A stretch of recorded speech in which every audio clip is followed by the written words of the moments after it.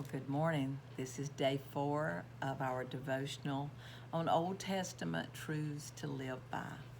It's good to have you join us this morning, and I hope you've been enjoying these devotions this week. I love the Old Testament.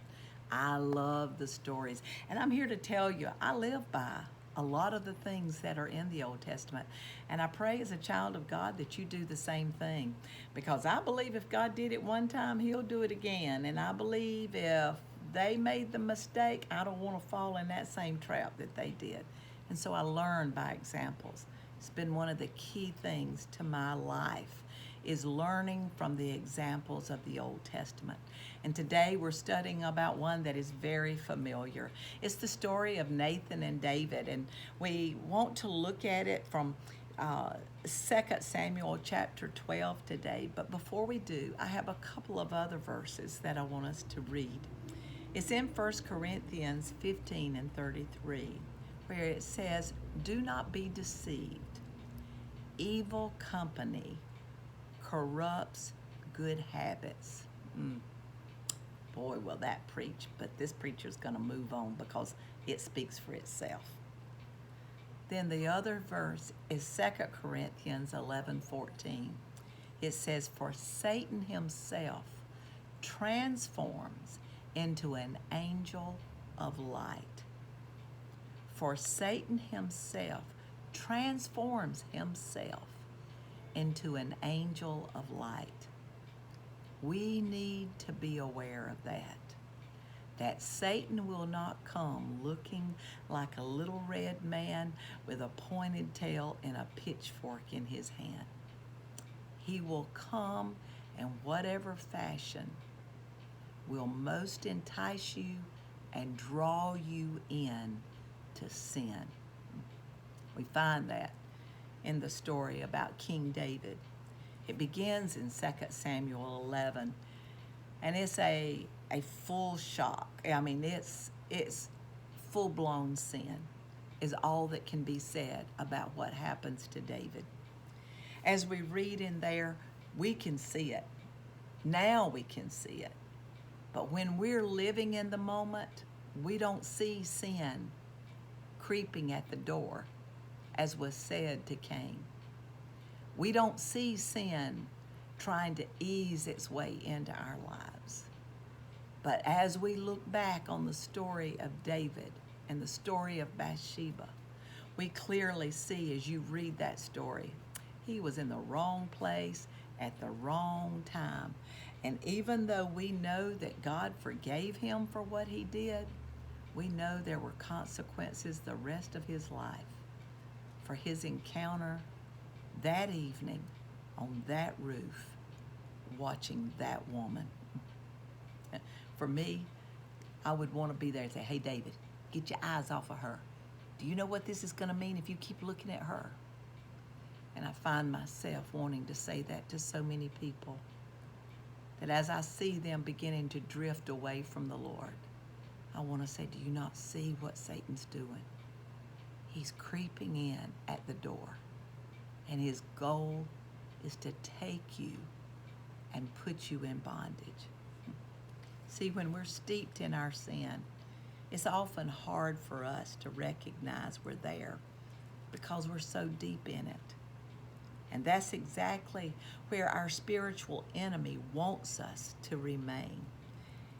So many people, when I talk to them about once they have been set free, they said it was as though I didn't even realize what was happening to me.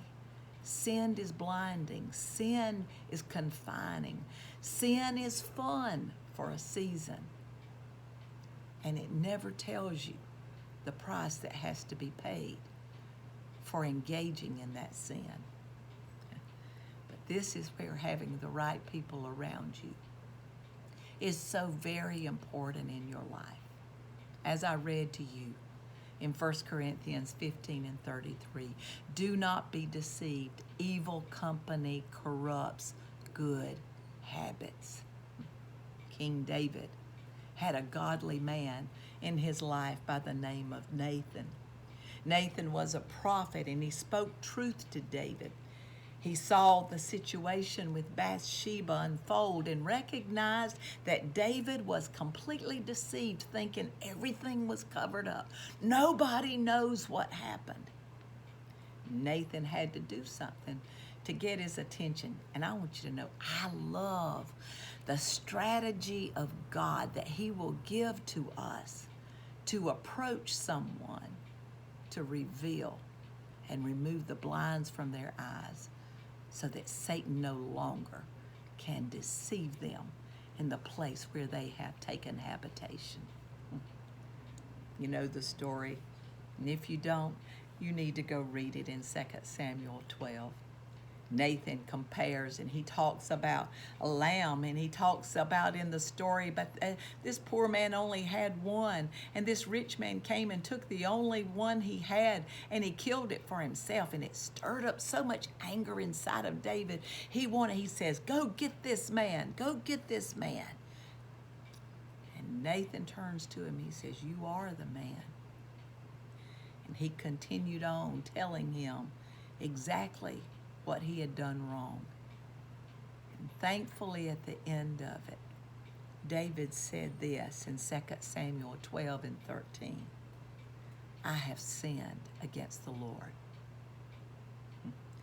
The beautiful part in this ugly story is that David didn't get defensive at Nathan. He didn't make excuses, nor did he act like it wasn't a big deal. Nathan brought the sin to David's awareness. He recognized his sin and he repented before his God. We all get in situations we shouldn't be in.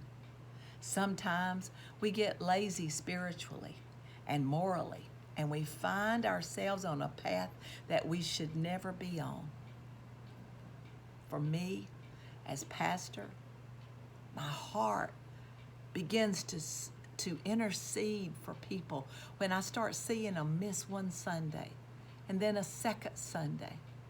When I see them start saying, Pastor, I don't want to be in charge of this anymore. I just need a break. And Pastor, I need a break right now. I don't need to be in church. Or I start hearing them making excuses for where they are. I know that the process has already begun of them slipping back, being deceived, thinking, I owe this to myself. I owe this to my family. I owe this. I want you to know the most important debt you owe is not to that family, yet as important as they are, to that employer, important they are. But your most important debt is to the one who has saved your soul, the one who has called you and gifted you. That is where your greatest debt is. And when He speaks, we should be answering His call.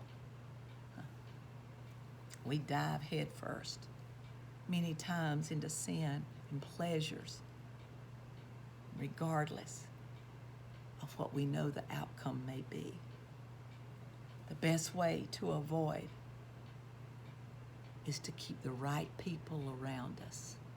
Keep the right voices speaking into our lives so that we know that if we get off track just a hair, that friend that loves us enough to risk our friendship over will speak up and say, don't you go that way. If you do, you're gonna mess up. Friends who aren't afraid to call out our sin.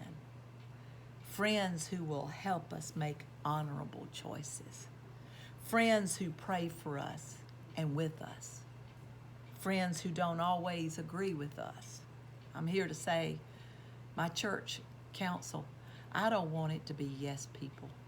Even though there are times I want them to agree with me.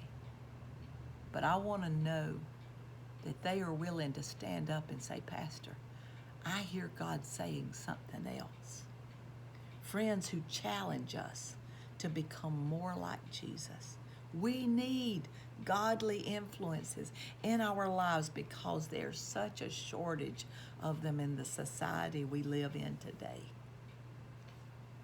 And I'm here to say to you today, we also need more pastors who will stand up in the pulpit and declare the truth, even if it means people may walk out.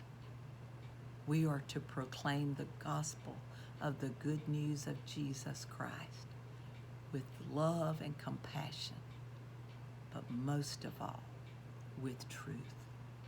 Be honest with yourself today. Who surrounds you? And is God directing your life today? Have a blessed day.